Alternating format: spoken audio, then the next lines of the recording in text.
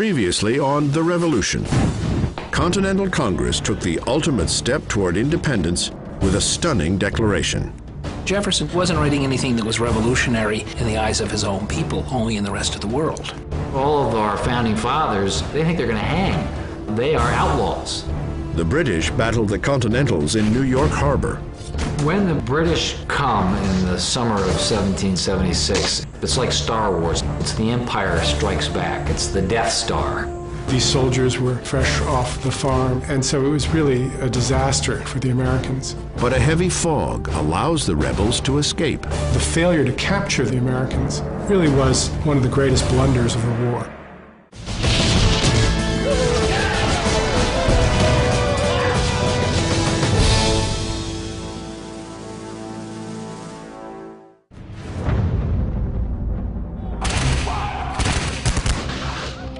September 1776, New York. The rebel army is in retreat, pursued by the British up the Isle of Manhattan. In battle after battle, the colonial army is sent running, overwhelmed by the British forces and their superior power.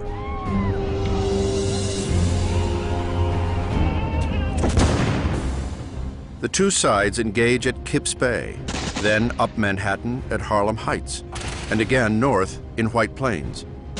Only one lone American outpost prevents the total loss of New York and control of the Hudson River. Fort Washington, a garrison named after His Excellency George Washington himself. And now it is under a massive attack. George Washington watches the terrifying scene from just across the Hudson River. His last hold on New York is fading fast. Nearly all of his officers had recommended abandoning it. Fort Washington was not built to defend itself against such a sizable British onslaught. The Continental soldiers prepare themselves for a last stand, but they are in no shape for heroics. A month of steady defeats have left them exhausted. And now, again, they are outnumbered, 3,000 of them against 8,000 royals. It was Washington's most trusted general, Nathanael Greene, who had convinced the commander to defend the fort. Greene, a young and talented Rhode Island officer, had, over time, become Washington's most trusted confidant. But this time, following his advice is a disastrous error in judgment for the rebel leader. Nathanael Greene opines that he can hold that fort with the men he has available to him, and he recommends that course of action to Washington. Washington trusts this very capable and energetic subordinate, and Greene was wrong. The British army is unstoppable. Not only do they have the numbers, they put their big guns out in front. They unleash a fierce battalion of German fighters called the Hessians. The Hessians are unmistakable. From their armored helmets to their expertise with the bayonet, they are a near mythical vision from the old world. England has used foreigners for centuries to help fight their wars. But in America, the Hessians create a new specter. At once feared and hated, they are seen as outsiders in a conflict between brothers. They quickly gain a reputation as detested mercenaries. The Hessians did not regard themselves as engaged in a civil war. And wherever the German mercenaries went, oftentimes there were allegations of all sorts of brutality, ranging from sexual violence to stealing of supplies. These European fighters have been trained under a different set of ethics than the colonial army, an almost medieval sense of warfare. Plucked from society's cast-offs and often pressed into service against their will, the Hessian soldiers are ruthlessly drilled into fighting machines. Their rewards, when they receive them, come in the form of pride and a fair share of whatever plunder they can get their hands on. In America, they sang songs about their chance for treasure. Go with us to America. There will be enough for all. There will be silver, gold, and money. Everything that a man seeks in the world, all that a man seeks there, is in America. Essentially, the Hessians operated according to a code that made sense in Germany, but was very different from anything that Americans had been familiar with. On this day, the Hessians earn their worth. They lead the British in overwhelming Fort Washington in mere hours.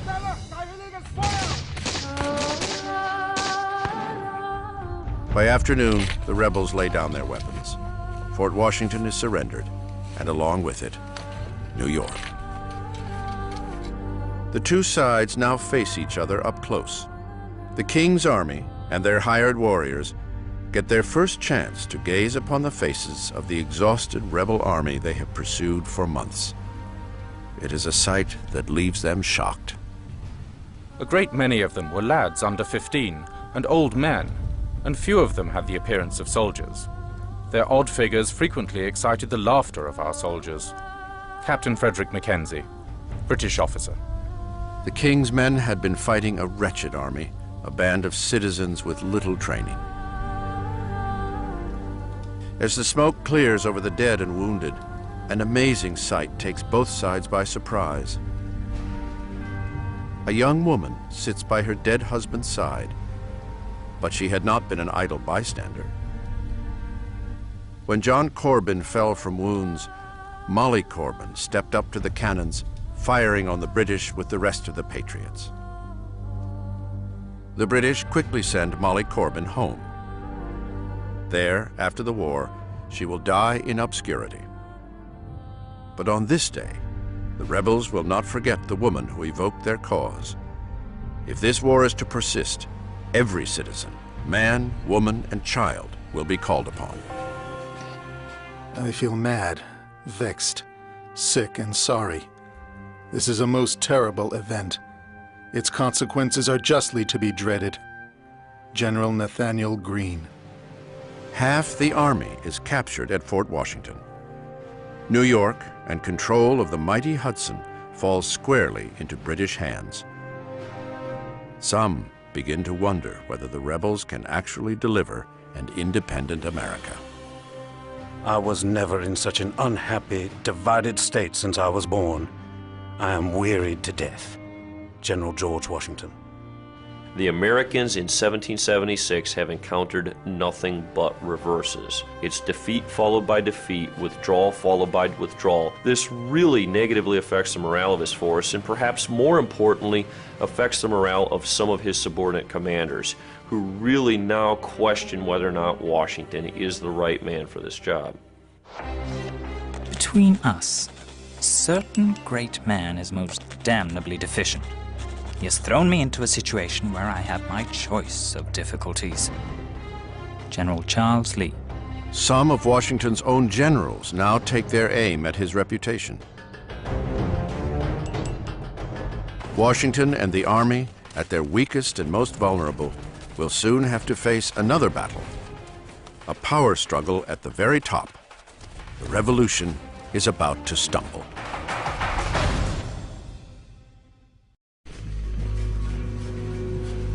November 1776. George Washington's Continental Army is in full retreat across New Jersey. He has just lost New York, and with it, half his army. Washington cannot afford another confrontation. Hundreds had died. Many thousands more had been taken as prisoners of war.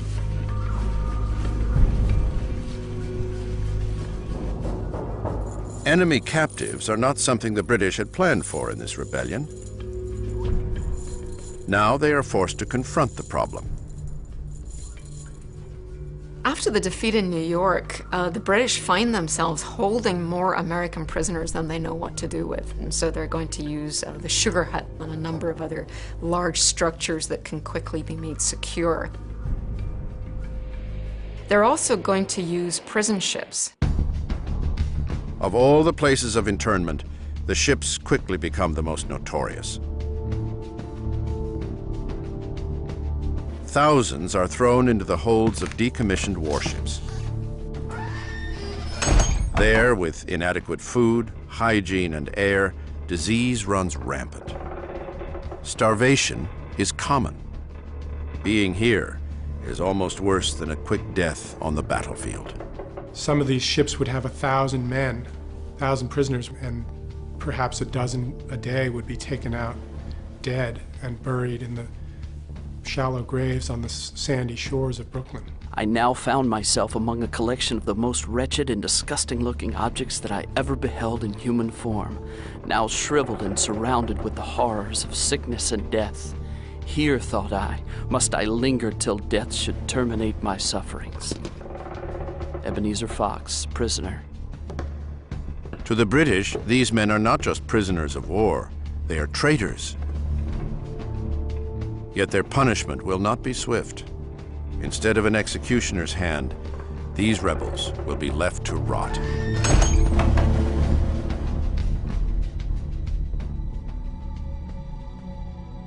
Along Washington's retreat, there is no time for sympathy.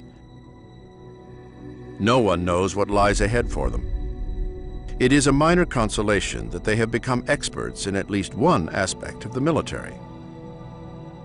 I can only say that no lads ever showed greater activity in retreating than we have.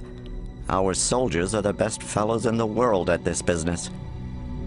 Colonel Samuel Webb, Continental Officer.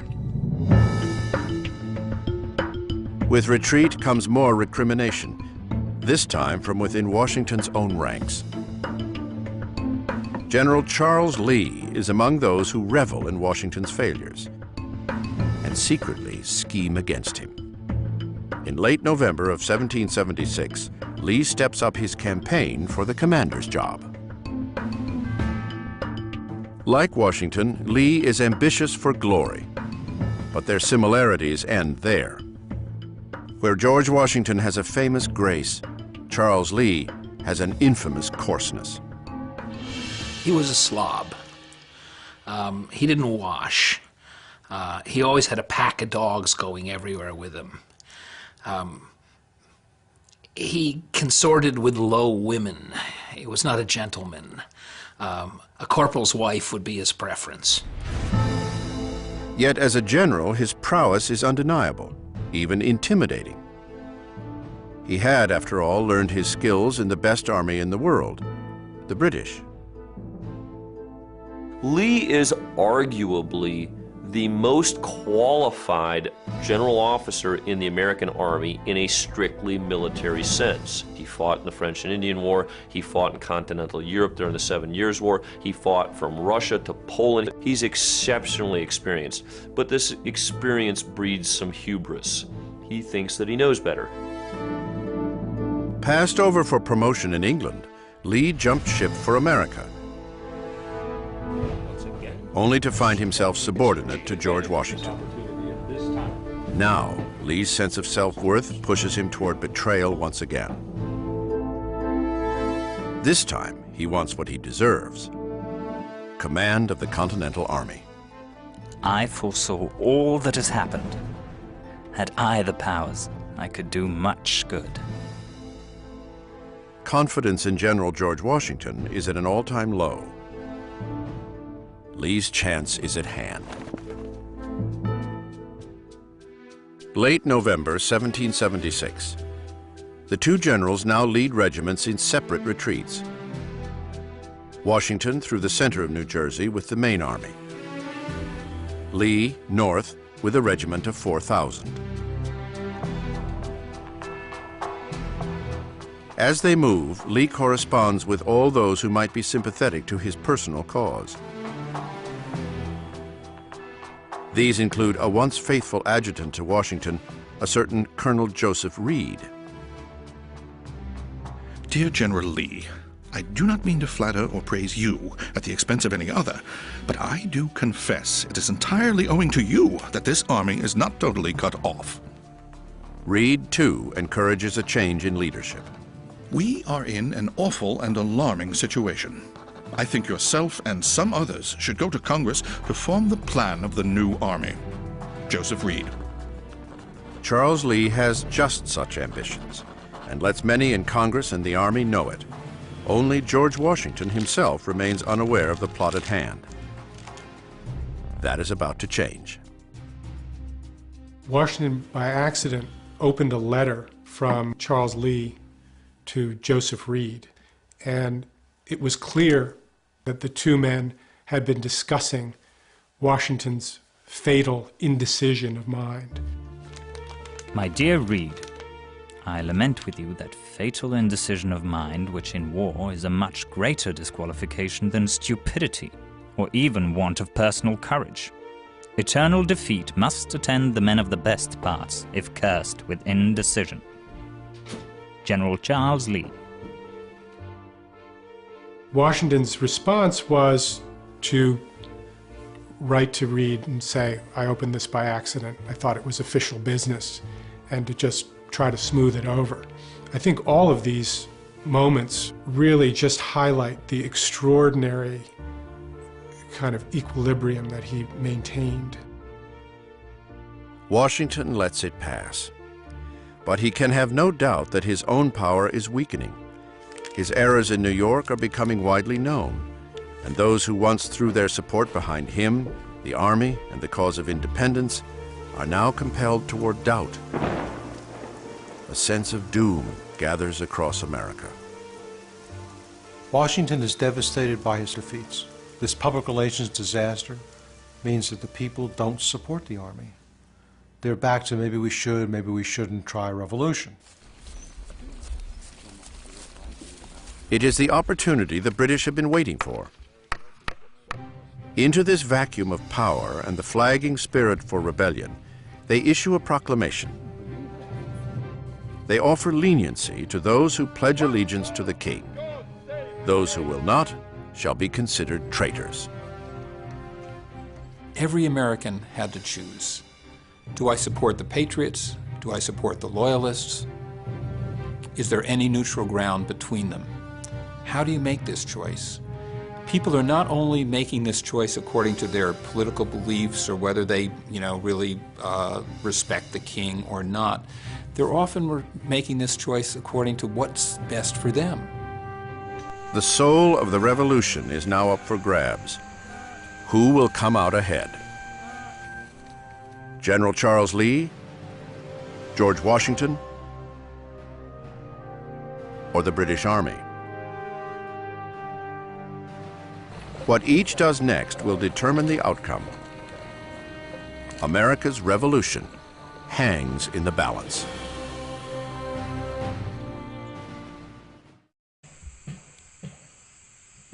December 1776. British are gaining control of New Jersey, yet they find a populace unwilling to support them. With their massive army, food and supplies are critical to their efforts.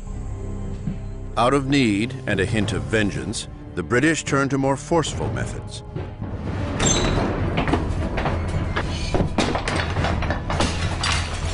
They take what they need by whatever means necessary.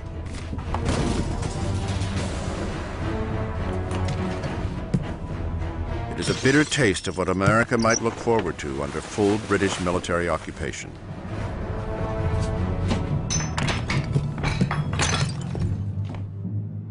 They have taken hogs, sheep, horses, and cows everywhere.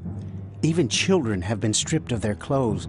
In short, the abuse of the inhabitants is beyond description. Charles Wilson Peale, American soldier. Soon, the Hessian mercenaries join the fury, cutting their own path of plunder across the colony. Along with them, stories of brutality spread far and wide, allegations of torture, rape, and murder. Such acts become a rallying point around which to sway colonists against the British. Patriot newsprint quickly takes full advantage. They stripped them of their cash and clothes, poor creatures. Many of them died. The devil's not more cruel. It was a huge propaganda coup for the colonists, who were able to isolate a few incidents of Hessian brutality and atrocities and project that as par for the course. It helped muster more support for the revolution and demonstrated to the Americans the extreme lengths to which the British were willing to go to put down this insurrection. The The British had aimed to bolster loyalty in New Jersey.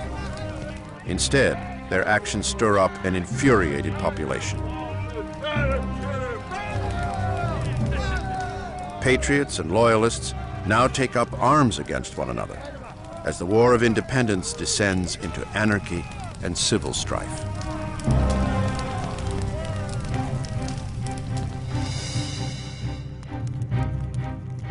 Washington can sense the mounting chaos. Both sides, Loyalist and Patriot, seem to have given up on the cause of the Revolution. As Washington flees across New Jersey and people are unwilling to help him, he fully realizes that this revolution might be over. He's a commander-in-chief of an army that has shrunk drastically. He's on the run with the enemy on his heels. Congressmen write their wives and their friends letters saying that the game is just about up. They're fearful that this war is shortly going to be over. Washington turns his focus toward Philadelphia, around which he will try to build a defense. But General Charles Lee's troops are still 50 miles north. Without them, Washington's numbers are inadequate. Like it or not, he needs Lee. Lee has other plans, and they don't include helping Washington. He ignores the commander's almost daily pleas to rejoin the main army. December 1. Dear Sir, the enemy are advancing, and from information not to be doubted, mean to push to Philadelphia.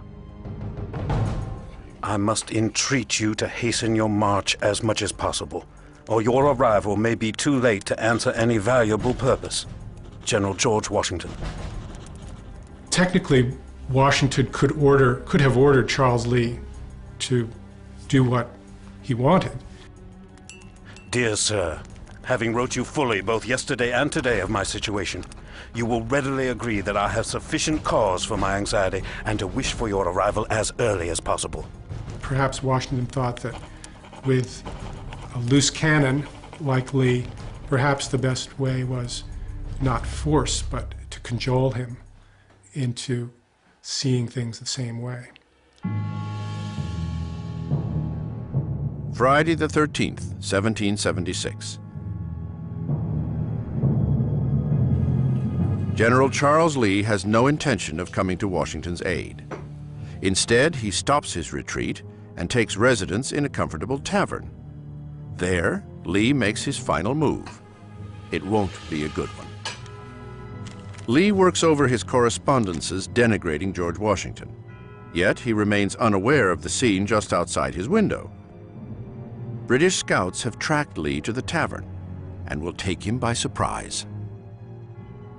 The scene was almost comical if it hadn't been so tragic. Lee was surrounded by a British cavalry in his dressing gown, slippers basically. Lee puts up no fight. In one brazen and sloppy moment, his campaign for leadership of the Continental Army comes to an abrupt halt.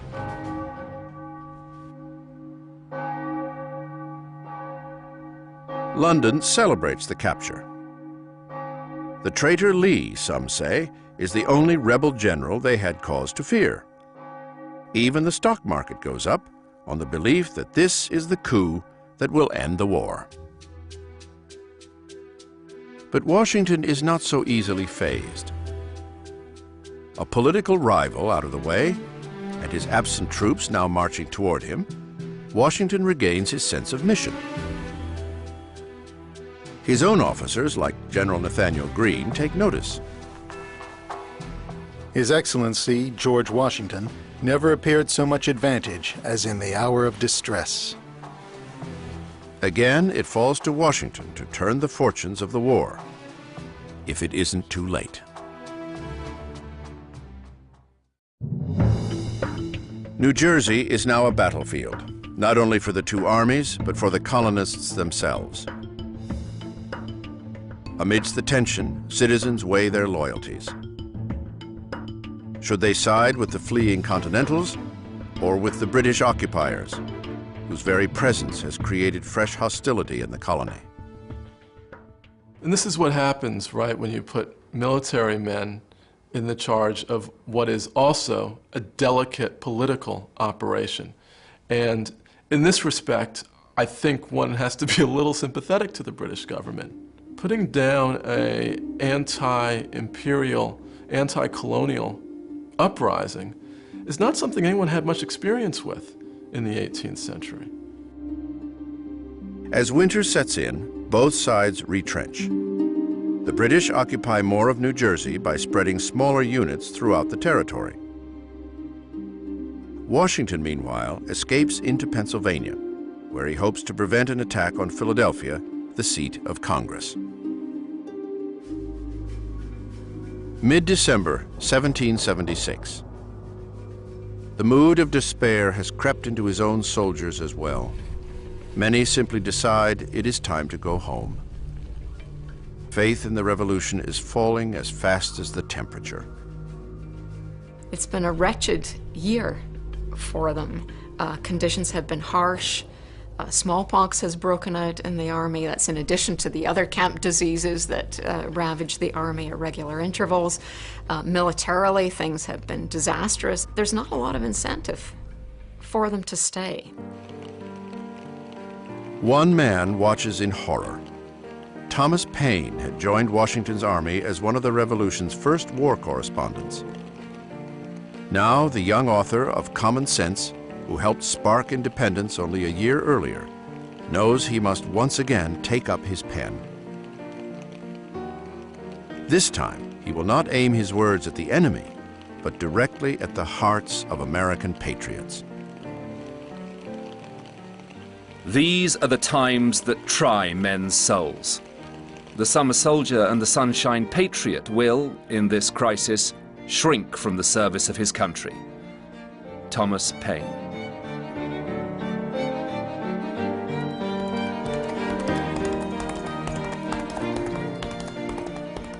With a sense that the war rides as much on his words as on the musket ball, Paine rushes to Philadelphia to print his new manifesto.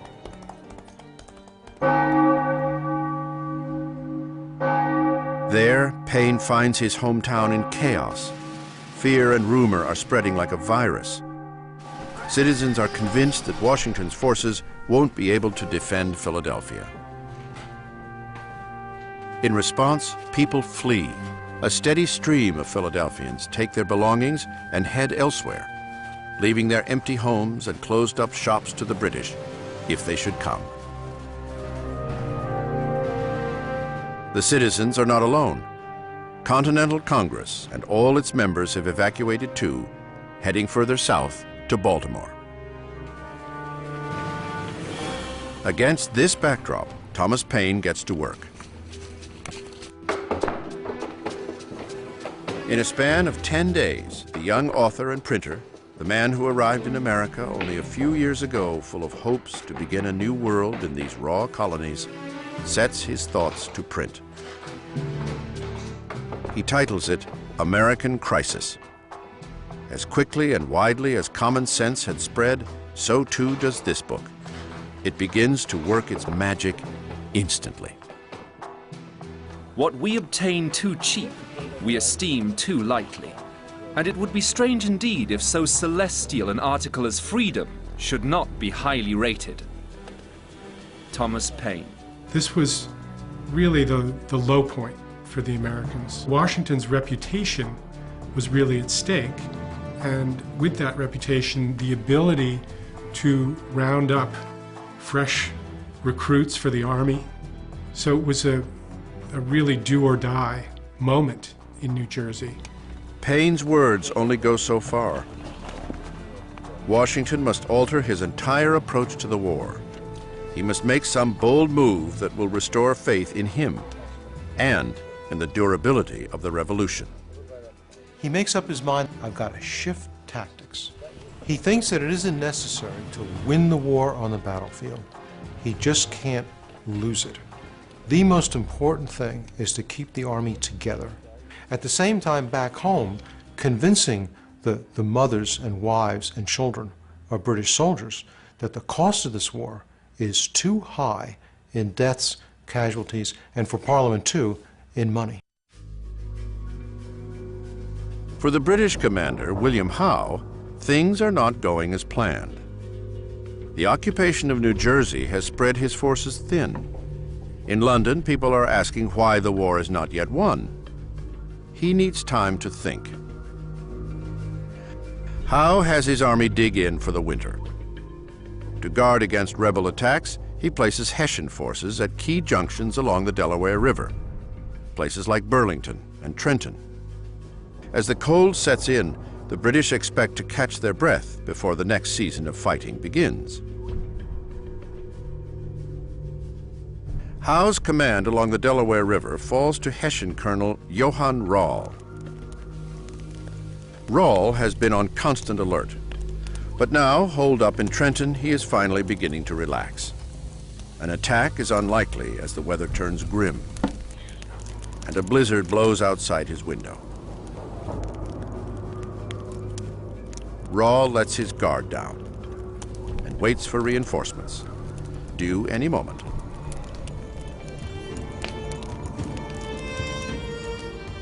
Christmas Eve, New Jersey. Rall's Hessian reinforcements have made an unscheduled stop.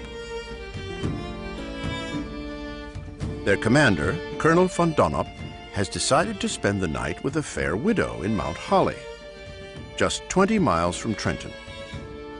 The colonel, who was exceedingly devoted to the fair sex, had found the beautiful young widow of a doctor. He wanted to set up rest quarters in Mount Holly, which, to the misfortune of Colonel Rall, he was permitted to do. Captain Johann Ewald, Hessian officer. Von Donop's rest will have consequences he cannot imagine, and history will soon record the contribution to the revolution made by the mysterious widow of Mount Holly, whose identity will never be known. Some believe she may have been Betsy Ross, the future creator of the American flag.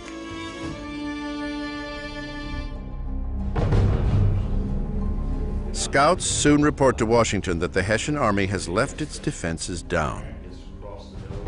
Washington hatches his plan. He will attack. It may well be his last shot, a final effort to revive his reputation, the spirit of his soldiers, and the survival of the revolution.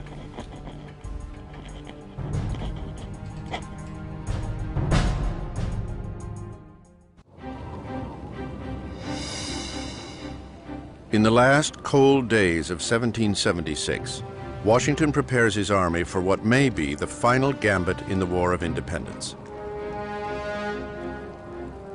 Few believe he can still be victorious. His own soldiers regularly leave the army as their commissions come up. An urgency creeps into everything and everyone. We are all of the opinion, my dear General, that delay is now equal to a total defeat. Some enterprise must be undertaken in our present circumstances, or we must give up the cause. Joseph Reed, Continental Officer. By the time Christmas of 1776 approaches, everything has bottomed out.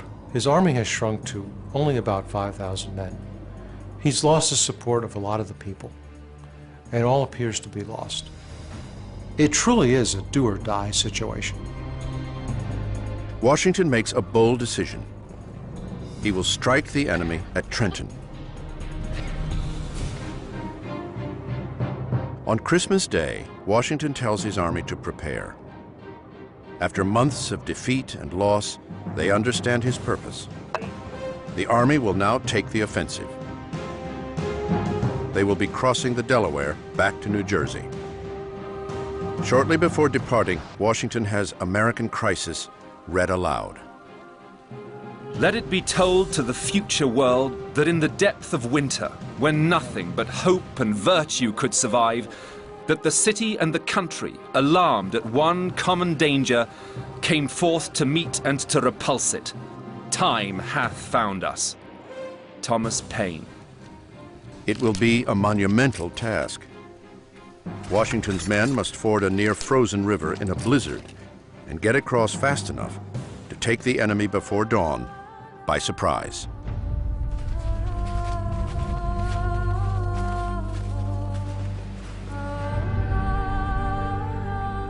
Yet Washington's leadership, his army, and the revolution all ride on the success of this singular mission.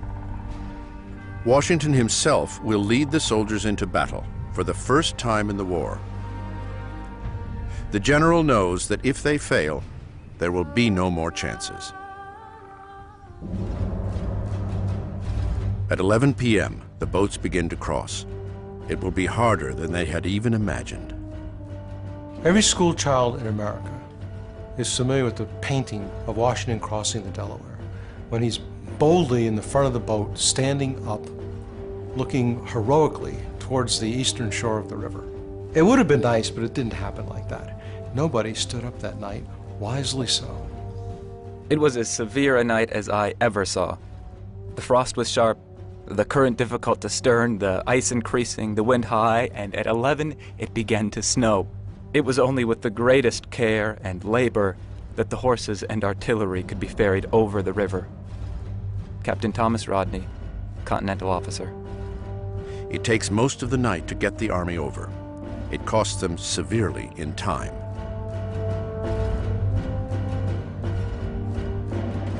As dawn approaches, this surprise attack on the Hessian forces at Trenton grows nearly impossible. For a moment, Washington considers turning back. It made me despair of surprising the town, as I well knew we could not reach it before the day was fairly broke. I determined to push on at all events. General George Washington. 5 a.m. The weather worsens and the temperatures drop even further. The soldiers, some with only rags on their feet, begin to succumb to the elements. I was so benumbed with cold that I wanted to go to sleep. Had I been passed unnoticed, I should have frozen to death without knowing it. But as good luck attended me, Sergeant Madden came and made me walk about. John Greenwood, Continental Fifer. Not all are so lucky. 2 soldiers lay down in the snow, never to get up again. The others press on.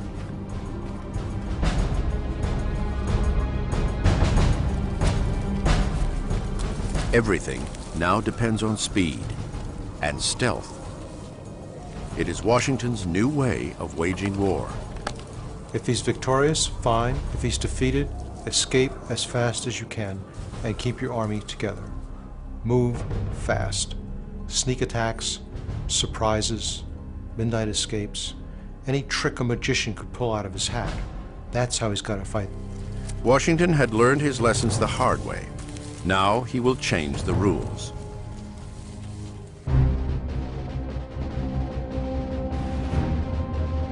In a swift move, he catches the Hessians off guard. It sets off a fierce battle. Hessian soldiers scramble to grab their muskets and meet the enemy.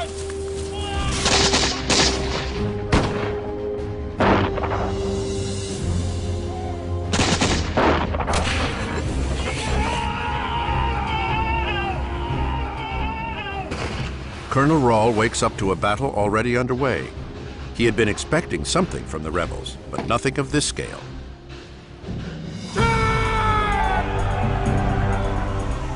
Nor is this the same army the Hessians once met in New York.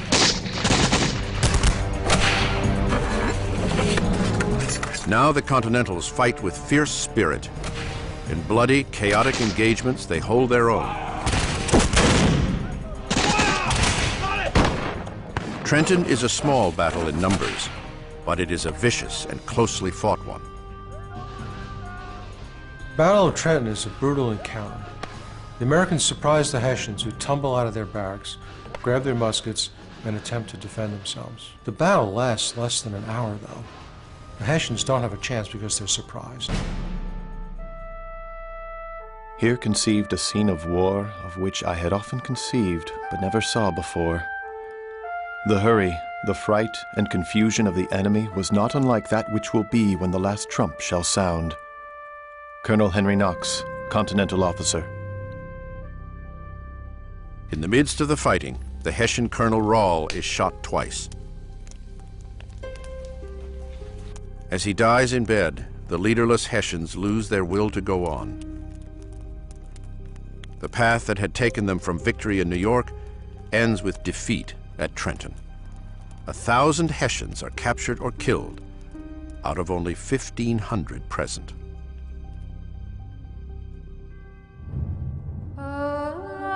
It is Washington's day. Trenton sends a resounding message. The Continental Army is back, and Washington is their undisputed leader. In a year of hardships and loss, he has now learned how to fight this war. Trenton illustrates the genius of George Washington. Here is an opportunity to strike the enemy where he's weak, when he's weak. This is going to establish the pattern for the rest of the war, in which the Continental Army will always live to fight another day, pick low-hanging fruit, frustrate the British, and continue to provide a thwart in the side of the different British commanders. Yet Washington faces one more challenge before 1776 is over.